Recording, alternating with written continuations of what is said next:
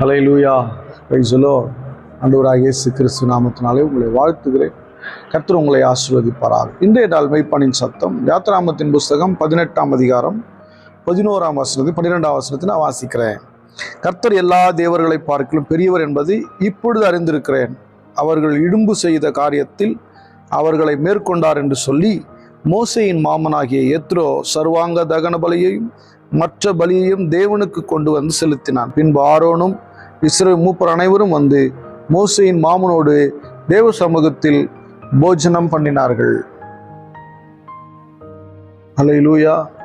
பாருங்க, மோசேயின் மாமனாகிய யெத்ரோ இவர்களுடைய புறப்படுதலை கண்டு, யாருடைய புறப்படுதல்? இஸ்ரவேல் மக்களுடைய புறப்படுதலை கண்டு வருகிறார். அவர் ஒரு பூசாரி. யாரு? அந்த யெத்ரோ என்கிற ரெகுவேல். அவர் ஒரு பூசாரி. அந்த பூசாரி பார்த்தீங்கன்னா இந்த கர்த்தராகிய தேவனை குறித்த அந்த அறிவு அவருக்கு கிடையாது. ஆனால் ஒரு தேவன் இருக்கிறாருன்னு தெரியும். இவ்வளோ வல்லமையான தேவன் இருக்கிறாருன்னு தெரியாது. ஆனால் அவர் பார்த்து இவங்களுடைய அந்த புறப்படுதலை பார்த்து பிரமித்து நேராக வந்து பார்க்குறாரு. அவர் வந்து பலி செலுத்துறார். என்ன பலியா? சர்வாங்க தகன பலியும் மற்ற பலிகள் எல்லா பலிகளையும் நிறைய பலி செலுத்துறான். வந்து இப்படிப்பட்ட ஒரு தேவனை பார்க்கலையான்னு சொல்லி. அப்போ அந்த அந்த அந்த அந்த குடும்பமாக எல்லாரும் அமர்ந்து கர்த்தருடைய சமூகத்தில் தேவனை மகிமைப்படுத்தினார்கள். அப்படின்னா ஒரு காரியம் புரியணும். நாம் ஊழியம் செய்கிறோம். நிறைய ஒரு ஊழியர் மட்டும் செய்வார், அந்த போதகர் மட்டும் ரட்சிக்கப்பட்டிருப்பார், மனைவி ரட்சிக்கப்பட்டிருப்பாங்க, அவங்க பின்னணி அவங்க குடும்பம் வீட்டவர் யாரும் ரட்சிக்கப்பட்டிருக்க மாட்டாங்க. அது அந்த அளவுக்கு உகந்ததல்ல. நீங்களும் உங்கள் குடும்பமாய் கர்த்தரை சேவிக்க வேண்டும். நானும் என் வீட்டாரும் என்று கர்த்தரை சேவிக்க வேண்டும் என்று சொல்லி சேவிக்கிறோம் என்று சொன்ன இயேசுவாவை போல நீங்களும் உங்கள் குடும்பமும் முழுவதுமாக கர்த்தரை சேவிக்கணும். உங்களை சுற்றி இருக்கிற உங்கள் உறவுகளை கர்த்தரண்டிக்கு நேராக திருப்பணும். அவங்களுக்கு தேவன் யார் என்பதை காண்பிக்கணும். அவங்களுக்கு தேவனுடைய வல்லமையை விளங்க பண்ணணும். இது நாம் செய்ய வேண்டியது.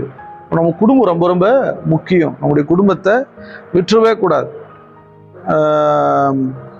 மீதியான் தேசத்திலிருந்து மோசே வந்து எகிப்துக்கு போகும்போது தன்னுடைய பிள்ளைகள்லாம் மனைவி பிள்ளைகள்லாம் விட்டுட்டு போயிட்டு திரும்ப அந்த எகிப்திலிருந்து மக்களை மீட்டு வரும்போது அவர்கள் எல்லோரையும் தன்னுடைய இணைத்து கொண்டு தேவனோடு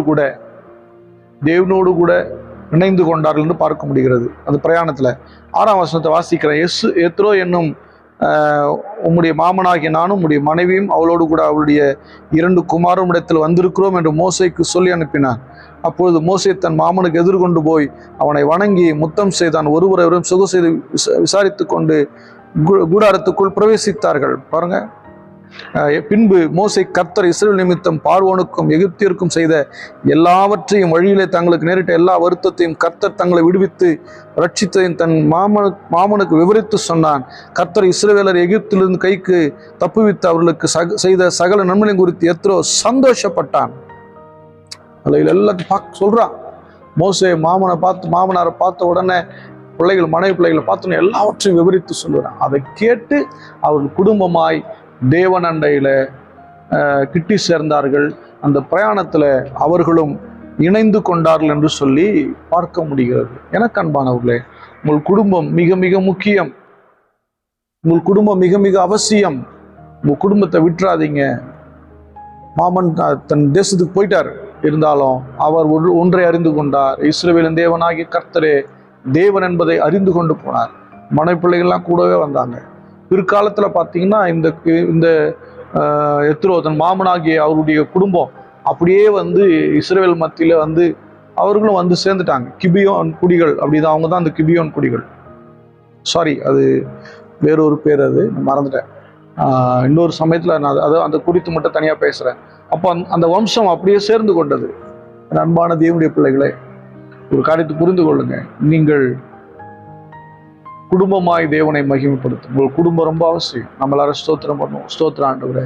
எத்தனையோ இடத்துல ஆண்டவரே பிள்ளைகள் ரட்சிக்கப்படாமல் இருக்கிறாங்க, மனைவி ரட்சிக்கப்படாமல் இருக்கிறான், கணவன் ரட்சிக்கப்படாமல் இருக்கிறான். ஆண்டவரே, எத்தனையோ நேரங்களில் இப்படி நாங்கள் பார்க்குறோம். தேவனே மனமிறங்கும், தேவனே மனமிறங்கும், தேவனை இரக்கம் காண்பியும். ஸ்தோத்திரம் ஸ்தோத்திரம் ஸ்தோத்திரம் ஆண்டவரே. குடும்பமாய் தொழுது கொள்ள கிருபை செய்யுங்கப்பா. ஸ்தோத்திரம். எத்தனை மன வலிகள் ஆண்டவரே.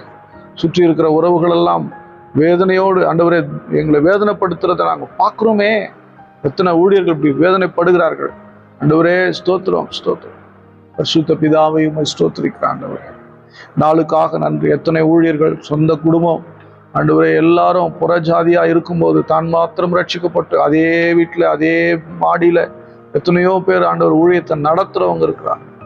ரட்சிக்கப்படாத நபர்களோடு கூட அவள் மத்தியில் இருந்து ஊழியத்தை செய்ய, தேவனுடைய பணியை செய்ய அவள் படுகிற பிரயாசங்கள் எத்தனை ஆண்டவரே. ஆண்டவரே இப்படிப்பட்ட சூழ்நிலைகள் மாறட்டும்.